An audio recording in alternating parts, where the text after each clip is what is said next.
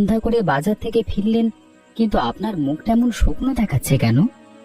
আর বলিস না বিক্রম, আমাদের এই পুরনো দোকানটা বোধ হয় আর বেশি দিন চালানো সম্ভব হবে না। এ কি কথা বলছো বাবা? এত বছর ধরে যে ব্যবসা আমরা করছি, সেটা হুট করে বন্ধ করবার কথা ভাবছো কেন? দোকানে এখন আর নতুন কোনো ক্রেতা আসছে না বিক্রম। কেউ আমাদের তৈরি খাবার কিনতেও চাইছে না।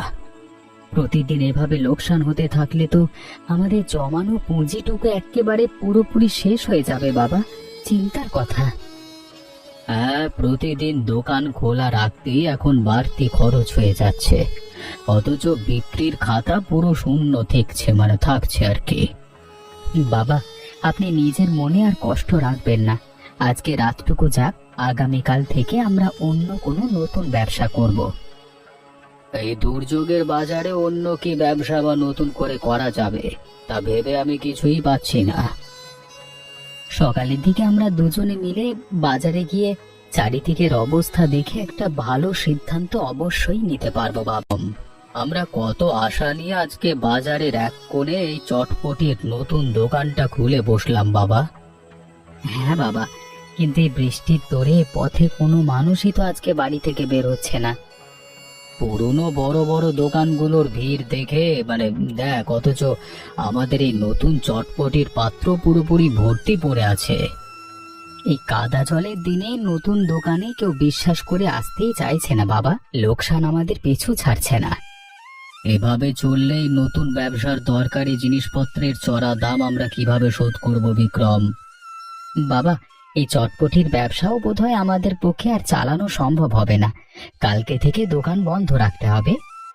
হ্যাঁ বাবা, লোকসানের বোঝা আর না বাড়িয়ে আগামীকাল থেকেই এই দোকান পুরোপুরি বন্ধ করে দেওয়াই ভালো হবে। আমাদের এই জরা জীর্ণ কপালটাই খারাপ বাবা। কোনো ভালো কাজে আমরা এক ফোঁটাও সফলতা পাচ্ছি না। তুই মন খারাপ করিস না বাবা, এই দুর্যোগ কেটে গেলে কোনো একটা ভালো নতুন ব্যবস্থা ঠিকই হয়ে যাবে। ওগো, তোমরা দুজনে আজ বাজার থেকে অমন মলিন মুখে খালি হাতে ফিরলে কেন? আর বলো না সরোজিনী, নতুন চটপটির দোকানটাও আজকে লোকসানের কারণে একেবারে পুরোপুরি বন্ধ করে দিতে হলো। একই কথা শুনছি। তবে আমাদের এই নতুন ওই পুরনো সব ব্যবসাটা কি এখন লাটে উঠলো? হ্যাঁ মা, বানের নোংরা জলের কারণে বাজারে লোক একদম আসছে না। জিনিসপত্রের দাম হু হু করে বাড়ছে। আমার আদরের মেয়ে কবিতা তো শহরে একা একা পড়াশোনা করছে। ওকে এখন কি করে টাকা পাঠাবো? হ্যাঁ সরোজিনী, প্রতি মাসের এই নির্দিষ্ট সময়ে তো কবিতার পড়াশোনার খরচের ভালো টাকা আমাদের পাঠাতে হয়। বাবা, আমাদের ক্যাশ বাক্সে তো এখন একটা নতুন টাকা অবশিষ্ট নেই। কবিতার খরচের টাকা কিভাবে দেব? শহরেও একা একা না খেয়ে থাকবে কানাই। আমার বুকটা কেঁপে উঠছে। মা, আমি আর কয়েকটা দিন গ্রামে অন্য কোনো উপায়ে টাকা জোগাড় করবার ভালো চেষ্টা করে দেখি। যদি কোনোভাবেই নতুন টাকা জোগাড় না হয়, তবে কবিতাকে শহর থেকে জলদি এই গ্রামে ফিরিয়ে আনতে হবে। ওরে কবিতা, তুই এই বর্ষার দিনে হুট করে শহর থেকে একলা একলা বাড়ি ফিরলি কেন? মা, তোমরা অনেক দিন ধরে শহরে আমার পড়ার খরচটাও বন্ধ করে দিলে, পাঠাতে পারছো না, তাই চলে এলাম। আমাদের ঘরের সব ব্যবসা একেবারে বন্ধ হয়ে গেছে, তোকে টাকা পাঠানোর উপায় ছিল না।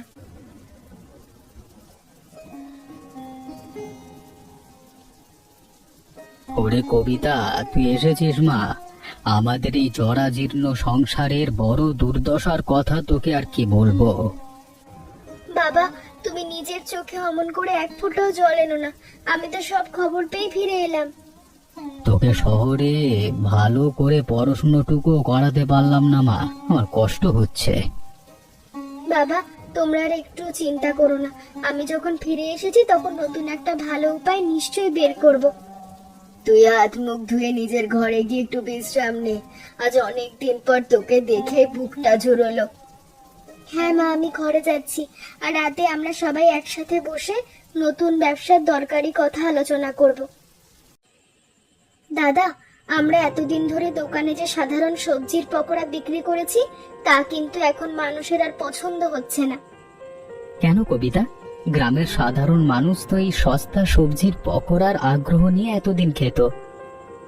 এখন মানুষের পছন্দ বদলে গেছে দাদা। 2 বা 5 টাকার একঘেয়ে খাবার খেয়ে কেউ ভালো লাগে না। কিন্তু ওরে কবিতা, আমাদের এই গরিব গায়ে নতুন আর ভালো খাবার বানাতে গেলে তো অনেক বেশি খরচ হবে। বাবা, আমরা এবার দোকানে ভালো চিকেন পকোড়া বানাবো। শহরের মানুষ এই চিকেন পকোড়া খুব পছন্দ করে। এ কি বলিস মা? এই বর্ষার দিনে মুরগির মাংসের চড়া দাম বাজারে বেশি, লোকসান হলে আমরা একেবারে শেষ হয়ে যাব। হ্যাঁ কবিতা, মুরগির মাংসের এত বড় খরচ আমরা কিভাবে মেটাবো? আমাদের হাতে তো কোনো বাড়তি পুঁজি নেই। তোমরা আমার উপর একটুখানি ভরসা করো। বাজারে মুরগি কেনার দরকারি ভালো ব্যবস্থা তোমরা শুধু করে দাও। তুই যখন এত বড় সাহসের কথা বলছিস কবিতা, তবে আমি কালকে সকালেই খামার থেকে ভালো মুরগি নিয়ে আসবো। তবে তাই হোক মা, তোর এই নতুন বুদ্ধির জোরেই আমরা কালকে বাজারে চিকেন পকোড়ার ভালো তোড়জোড় শুরু করি। এ কবিতা, দেখ দুপুরে রোদ উঠে গেল, অথচ আমাদের দোকানে একটাও নতুন ক্রেতা পা রাখলো না। বাবা, তোমরা অমন করে জলদি অধৈর্য হয়ে পড়ো না। নতুন ব্যবসা শুরু করলে প্রথম প্রথম একটু একটু হয় ওরকম। মুরগির চড়া দামের কারণে আমাদের আজকে অনেকগুলো টাকা এমনিতেই চলে গেছে কবিতা। এই খাবার কেউ না কিনলে তো সব নষ্ট হয়ে যাবে। আমি তোকে আগেই বলেছিলাম মা, এই চিকেন পকোড়ার চড়া দাম দিয়ে গ্রামের সাধারণ মানুষ কেন কিনে খাবে? বাবা, আমরা তো মাত্র শুরু করেছি। শহরের এই নতুন স্বাদের খাবারটার কথা গ্রামের মানুষ জলদি বুঝতে পারবে। দোকানের পাত্রে রাখা সব কাঁচা মাংস তো গরমে নষ্ট হতে চলেছে কবিতা, আমাদের লোকসান হয়ে গেল। তুই যে দেখ এবার পুরোপুরি ছেড়ে দে মা, আমাদের কপালে মনে হয় কোনো ভালো ব্যবসায় আর অবশিষ্ট নেই। বাবা, প্রথম দিনই এইভাবে মন খারাপ করলে চলবে না। তোমরা একটু ধৈর্য ধরো, দেখবে আমাদের ভালো বিক্রি হবেই। আজকে আর দোকানে বসে থেকে কোনো লাভ হবে না কবিতা, চলো আমরা সব খাবার নিয়ে জলদি বাড়ির দিকে রওনা দিই। যদি এই 2 দিনের মধ্যে আমাদের এই চিকেন পকোড়া ভালো বিক্রি না হয়, তবে তোমরা যা বলবে আমি মেনে নেব। তোর এই জেদের কাছে আমাদের আর কিচ্ছু বলবার নেই কবিতা, তবে আর মাত্র 2টো দিনই আমরা তোকে সুযোগ দিতে পারি। তুই যখন এত বড় আবদার করছিস মা, তবে আর মাত্র 2টো দিনই আমরা এই চড়া দামের মুরগির মাংসের জোগাড় করে দিচ্ছি। আরে মা, আর তোমাদের এই নতুন দোকানে অমন কিসের পকোড়া কাঠের উনুনের উপর সুন্দর ভাজছো? কাকা, এগুলো হলো মুরগির মাংস দিয়ে তৈরি চিকেন পকোড়া। শহরেই খাবার চলে। হ্যাঁ, তাই নতুন স্বাদের 1 পিস চিকেন পকোড়া খেতে আমাদের মতো সাধারণ মানুষের কত টাকা দিতে হবে মা? কাকা, 1 পিস গরম চিকেন পকোড়ার দাম মাত্র 20 টাকা। বড় শহরে এর দাম বেশি হলেও এখানে সস্তায় পাবেন। দাম তো সস্তা মা, তবে আমাকে জলদি 1 পিস ভালো করে ভেজে প্লেটে দাও, আমি খেয়ে দেখি কেমন লাগে।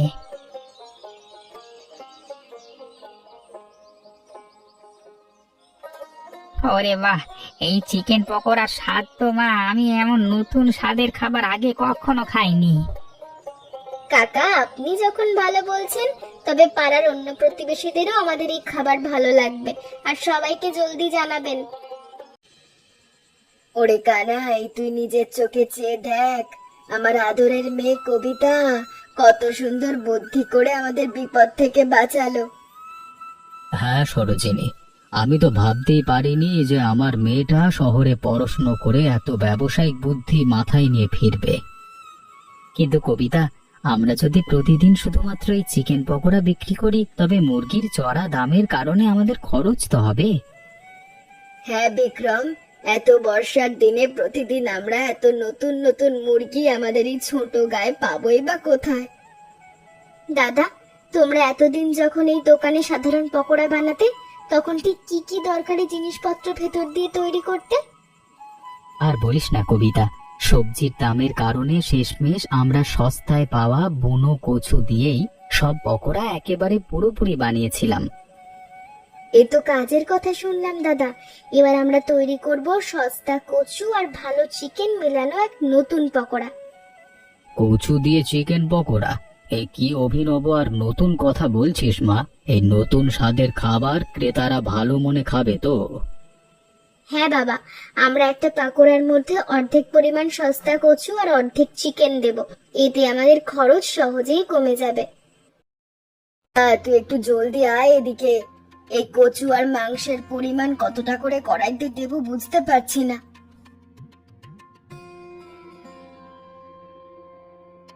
মা, তুমি একদম ঘাবড়ে যেও না তো। আমি তোমাকে নিয়মটা নিজের হাত দিয়ে দেখিয়ে দিচ্ছি। হ্যাঁ মা, এই নতুন স্বাদের কচু আর চিকেনের মেলবন্ধনটা ঠিকঠাক পরিমাপে না মিশলে খেতে ভালো লাগবে না। তুমি কড়াইতে দেওয়ার আগে প্রতিটা পাকোড়ায় অর্ধেক পরিমাণ সেদ্ধ কচু আর বাকি অর্ধেক ভাগে চিকেন কুচি দেবে। ওমা, অর্ধেক কচু আর অর্ধেক চিকেন দিলে তো পকোড়ার ভেতরের পুরটা নরম তুলতুলে হবে। হ্যাঁ মা, আমরা কিন্তু বাজারের ক্রেতাদের কাছে এক ফোঁটাও কোনো নতুন লুকোচুরি না করে সব সত্যি জানিয়ে বিক্রি করব। তুই খাঁটি আর সৎ কথা বলেছিস। ব্যবসার কাজে সততা বজায় রাখলে ওপরওয়ালাও আমাদের এই কাজে সহায় হবেন। একদম ঠিক মা। মানুষ যখন জানবে সস্তা কচু আর ভালো চিকেন দিয়ে নতুন খাবার তৈরি হচ্ছে, তখন আমাদের নামও ছড়াবে। তবে তুই এখন জলদি কাঠের উনুনে শুকনো খড়ি গুঁজে দে মা। আমি যত্ন করে প্রথম চালের পকোড়াগুলো লালচে করে ভাজি। বিক্রম, আজকের এই কচু আর চিকেনের নতুন মেলানো পকোড়া তো বাজারের সব মানুষ কারাকারি করে খেলো বাবা। হ্যাঁ বাবা, আজকে নতুন পকোড়ার সমস্ত বিক্রি শেষে ক্যাশ বাক্সে তো অঙ্কের ভালো টাকা জমা হয়েছে। আজকে আমাদের এই চরম সুখের দিনে ঘর পানে ফেরবার পথে আমাদের আদরের মেয়ে কবিতার জন্য ভালো একটা নতুন উপহার কিনে নিয়ে চল। আপনি ভালো কথা মনে করিয়েছেন বাবা। কবিতা আজকে শহর থেকে না ফিরলে আমাদের এই ভাঙা দোকান ঘুরে দাঁড়াতো না। হ্যাঁ, তবে বাজারে জমানো কর করে টাকা নিয়ে চল। ওর জন্য একটা সুন্দর জামা কিনে আমরা আজকে ঘরে ফিরবো। বাবা, উপহার কিনবার কথা তো হলো, কিন্তু কাঠের বড় পাত্রে যে এখনো 25-30 পিস অতিরিক্ত নতুন পকোড়া বেশি রয়ে গেল। হ্যাঁ বিক্রম, হিসেব না দেখে আজকে প্রথম দিনে তো আমরা প্রয়োজনের তুলনায় পরিমাণের পকোড়া একেবারে ভেজে ফেলেছিলাম অনেক। গরমের দিনে অতিরিক্ত পকোড়াগুলো যদি আমরা দোকানে ফেলে রাখি, তবে তো সব পচে গিয়ে আমাদের বাড়তি লোকসান হবে। তবে চল বাবা, এই সব কটা গরম পকোড়া আমরা জলদি বাটিতে গুছিয়ে একেবারে আমাদের বাড়ির বড় উঠানে নিয়ে যাই। বাবা, দাদা, তোমরা আজ এত রাত করে বাজার থেকে ফিরে আমার জন্য লাল রঙের নতুন জামা কিনে আনলে। ওরে কবিতা, তুই আমাদের এই ভাঙা সংসারকে যেভাবে নতুন বুদ্ধি দিয়ে একেবারে বাঁচালি মা, তার কাছে এই উপহার তো সামান্য। হ্যাঁ কবিতা, তুই আজকে দোকানে গিয়ে নিজের চোখে দেখলে খুশি হতিস। আমাদের নতুন স্বাদের পকোড়া সব একেবারে শেষ হয়ে গেছে। আমি তো আগেই বলেছিলাম মানুষের মুখের রুচি এখন বদলে গেছে। তোমরা শুধু শুধু ভয় পাচ্ছিলে। তোর এই অসামান্য ব্যবসায়িক বুদ্ধির প্রশংসা আজকে বাজারের প্রতিটি সাধারণ মানুষ মুখে মুখে করছিল কবিতা। কিন্তু দাদা, তোমার হাতের ওই বড় স্টিলের বাটিতে অমন কাপড় দিয়ে ঢাকা দিয়ে কিসের নতুন জিনিস এনেছো? আর বলিস না মা, অতিরিক্ত পকোড়া তৈরি করায় আজকে দোকানে প্রায় 30 পিস ভালো পকোড়া একেবারে বাড়তি রয়ে গেছে। এই বাড়তি পকোড়াগুলো যদি আমরা দোকানে ফেলে রাখতাম তবে তো নষ্ট হতো, কিন্তু এগুলো এখন কি করবো তো ভেবে পাচ্ছি না। তোমরা একদম চিন্তা করো না। আগামীকাল সকাল হতেই এই সব কটা পকোড়া আমি গ্রামের সব গরিব ছোট বাচ্চাদের ভালোবেসে দিয়ে দেব। ওরে কবিতা, তুই পুণ্যময় কথা বলেছিস মা। এতে আমাদের এই নতুন সস্তা খাবারের সুনাম চারিদিকে আরো বেশি ছড়িয়ে পড়বে।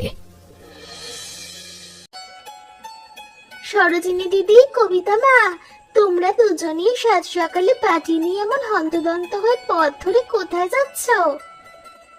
আর বলো না সরলা, আমাদের এই দোকানে আজ পরিমাণে কচু আর মাংসের পকোড়া অতিরিক্ত হয়ে গিয়েছিল। অতিরিক্ত পকোড়া, তাই বর্ষার দিনে সেই সব ভালো খাবার নিয়ে তোমরা পথের ছোট পাড়ায় কেন যাচ্ছ? সরলা কাকিমা, আমি ভাবলাম এই ভালো পকোড়াগুলো ফেলে না দিয়ে গ্রামের গরিব ছোট বাচ্চাদের খাইয়ে আসি। এ কি পূর্ণময় চিন্তা করেছিস কবিতা মা, তোদের এই মনের কাজের প্রশংসা তো সারা গ্রাম জুড়ে সবাই করছে। কাকিমা, আপনি যখন সামনে এসেই পড়েছেন, তবে এই আমাদের নতুন দোকানের এই পকোড়া আপনিও খান।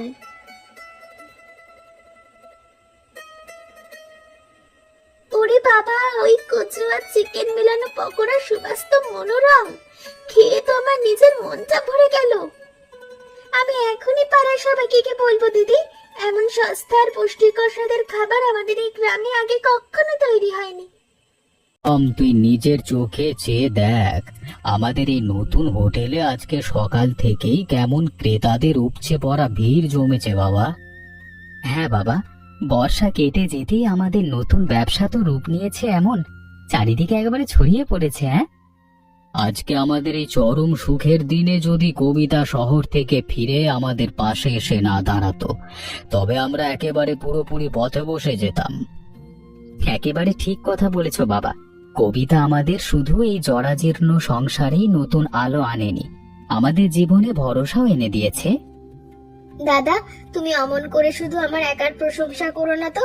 তোমরা দুজনে পরিশ্রম না করলে তো এত বড় হোটেলটাই খোলা সম্ভব হতো না। ওরে কবিতা, তুই আমাদের এই নতুন দোকানে এক পাশে গরম কচু আর চিকেন পকোড়া রাখিস, আর অন্য পাশে বিক্রম বাকি খাবারের ভালো তোড়জোড় করুক। হ্যাঁ বাবা, দোকানের এক কোণে অন্য সব খাবার থাকলে গ্রামের মানুষজন এখানে এসে তৃপ্তির সাথে পেট পুড়ে খেতে পারবে। আমাদের মূল উদ্দেশ্য তো গ্রামের সব সাধারণ ও গরিব মানুষকে কম খরচে পুষ্টিকর খাবার খাওয়ানো। ব্যবসা তো চলতেই থাকবে। তুই বড় আর মহৎ কথা বলেছিস মা। আমাদের এই নতুন দোকানে ভবিষ্যতে যখনই কোনো নতুন সমস্যা আসবে, তুই আমাদের নতুন বুদ্ধি দিবি।